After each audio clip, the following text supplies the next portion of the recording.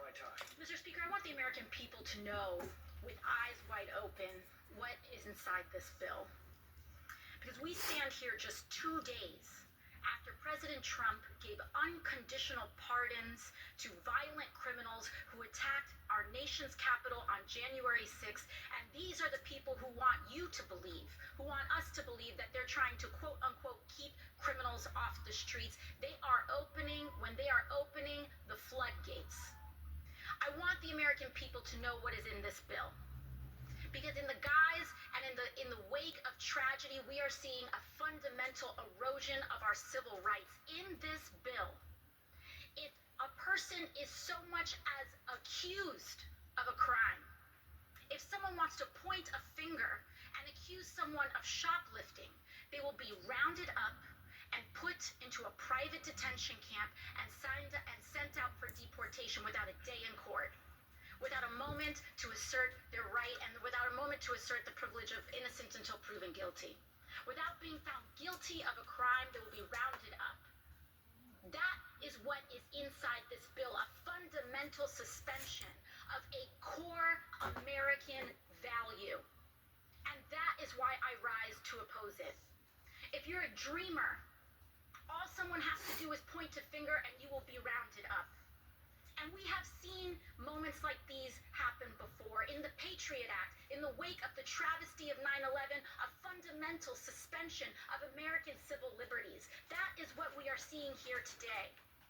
Mr. Speaker, you may wonder why so many of our friends across the aisle who care so deeply about the rule of law happen to be so desperate to pass this bill.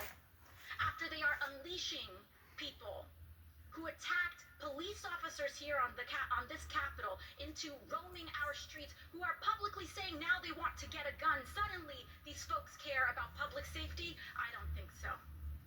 Look no further than the price tag of this bill, $83 billion. They know that it can't be paid for. They know that the capacity is not there. And you know what will be there? Private prison companies are going to get flooded with money, who give this money, no doubt. I want folks at home to look. Look at what members of Congress are invested in private prison companies who receive this kind of money, and look at the votes on this bill. It is atrocious that people are lining their pockets with private prison profits in the name of a horrific tragedy and the victim of a crime. It is shameful. It is absolutely shameful.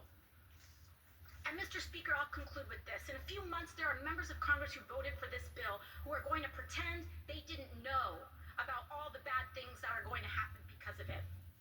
So when a private prison camp opens in your town, when a dreamer... Time has expired. I yield the gentlelady an additional 30 seconds. So when a private prison camp opens in your town, and they say, we didn't know this was going to happen, know that they did, and they voted for it. When a dreamer is disappeared from your classroom, when the President of the United States destroys what is left of the Constitution as he's announced in this attack on birthright citizenship, they will all say, we didn't know this was coming.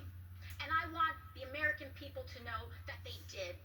This vote represents it. And with that, I yield back. Thank you very much. Well, I certainly hope we do open as many prisons as possible to round up as many illegal aliens that have invaded our country and those that are breaking our laws, killing our citizens, women and children, and causing complete havoc across our great land. I support the Laken Riley Act, and I support the Laken Riley Act because Laken Riley should be alive today. And she would be alive today if it hadn't been for the Democrats and the Biden administration that ripped our border open and allowed this illegal alien monster to come into our country. And then in the state of New York, when this monster was arrested for committing crimes, the Democrat state of New York let him go. And that's how he came down to Georgia and murdered our Laken Riley. This is a bill that cannot get passed enough, and I'm so thankful that the American people overwhelmingly voted for Donald Trump so that we can sign this bill into law, and it can't happen fast enough. Thank God.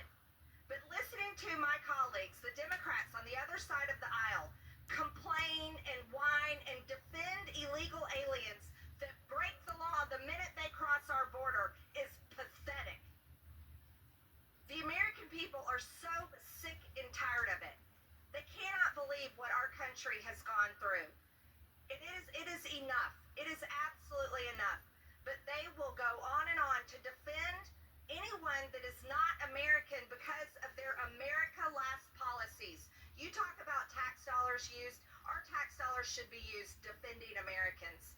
And you want to talk about spending a lot of money? Spending a lot of money should happen for American causes, American purposes, and American security.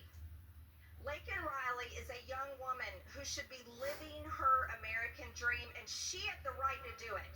But people that come across our border illegally are not Americans, and they do not have rights here.